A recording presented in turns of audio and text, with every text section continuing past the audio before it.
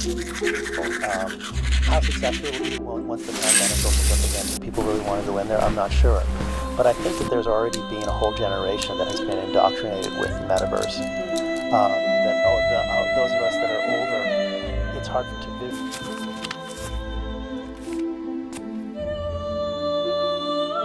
view. This video is made possible by Pacific Arc and Faulkner Brown's Architects.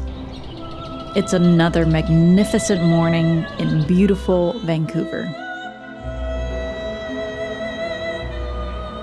I fill my lungs with the air of the city. The textures, the sound, the smell, they all inspire me. I breathe in the aura of the mountains, the ocean, as I start my day full of inspiration and creativity. These days, most of my time is spent on construction for a library renovation here in BC. Our team worked really hard with the library and the city to come up with a design that we're all super excited about. And I just can't wait for the thing that we designed finally get built.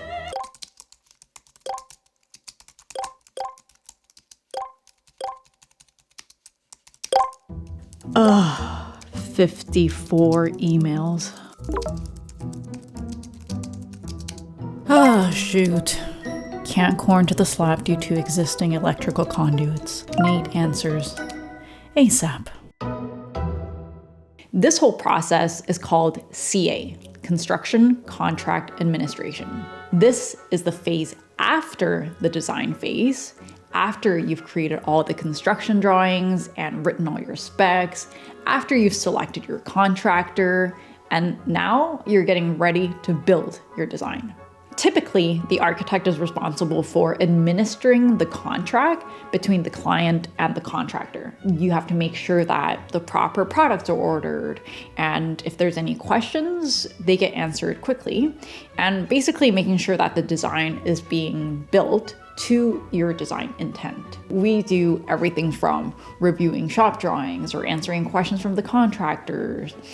We do site reviews, we certify payments, and if the contractor claims for any extras, we administer that to make sure that it's fair and warranted for. This project is a renovation of an existing building, so a lot of things did come up that we didn't really expect. For example, we're demolishing these existing washrooms to turn them into universal gender-neutral washrooms, but when they scanned the slab to start coring for the toilets, they found electrical conduits in the slab that weren't on the as-built drawings.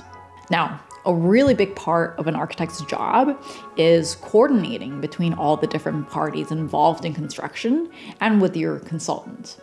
So first, I'll go to our electrical consultant and I'll ask him, is it okay if we core into this? And in this case, he was like, yeah, it's potentially an important conduit, but it will be impossible to know what it leads to unless we actually trace the conduit in the slab back to the source. And of course, in a perfect world with an infinite amount of time and money, we would probably do that. But the library, they need to open at a certain time so that they can serve the public. So then you have a chat with the contractor. Is this feasible? Realistically, how long do you think this is gonna take? And so after talking to them, you might be like, okay, maybe a better solution is just to go with wall-hung toilets instead of floor-mounted. But if we do that, we're gonna need a much bigger plumbing wall here. And now it's an architectural issue. These stalls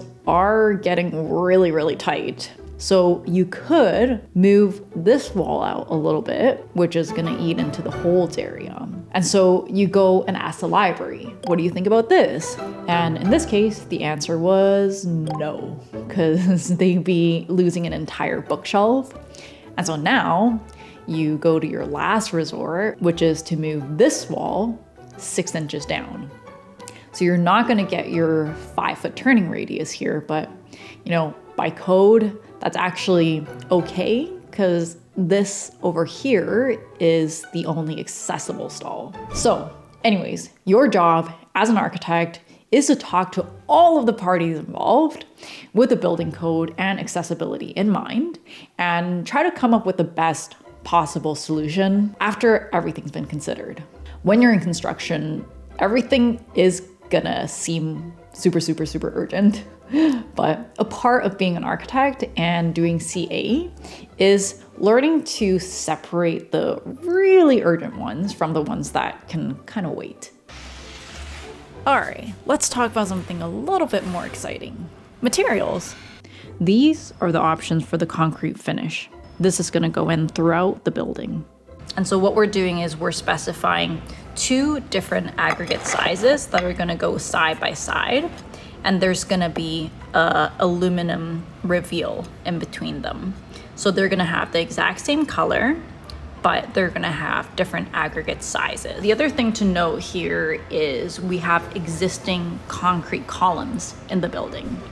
And so we have to make sure that this concrete overlayment that we're putting in here matches or at least works with the existing concrete columns, which are slightly on the brown side. So I'm kind of leaning away from these cooler tones right now. Option 1 has a 1.2 to 2 millimeter aggregate, and the spacing between the aggregates are tighter. I think this is probably the best for hiding imperfections or scratches. Option 2 has a 0. There's going to be a lot about the library. 4 millimeter aggregate size. Option 3 has a 0.8 color mixture of 1.2 millimeter aggregate size. Much better than the other aggregate size. I decided to make a quick visit to site because I couldn't decide. I need to go see it in the existing space against the existing columns.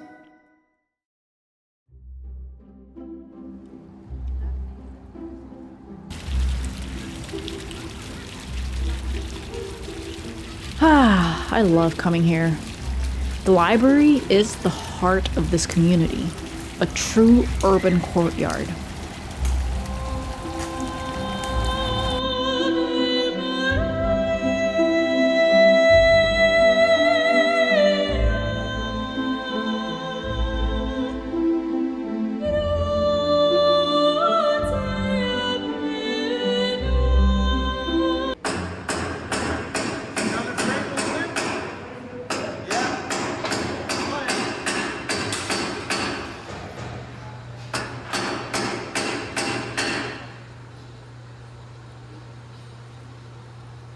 This is the project that I've been working on for the past 1.5 years, and it's a renovation. We are taking some of the existing space that's used for books and sorting, and after doing a pretty thorough analysis, we realized that they don't really use the library for that stuff anymore. And so we're turning a lot of those spaces into public space. We're creating a digital media lab. We're renovating the atrium so that it becomes a communal gathering space. It's been really awesome working with the librarians. Like, they're super passionate. They're very knowledgeable, and they are able to gather information and compile them in a very organized manner. So they're kind of like the best possible client. So yeah, it's been really fun, and it's really cool to finally see this thing come to life.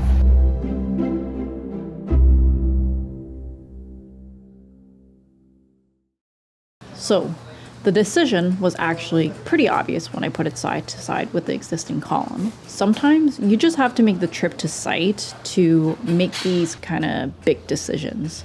Can you guess which one we picked? At the end of the day, I like to draw. But ever since my project has gone into construction, I rarely have time to express my creativity.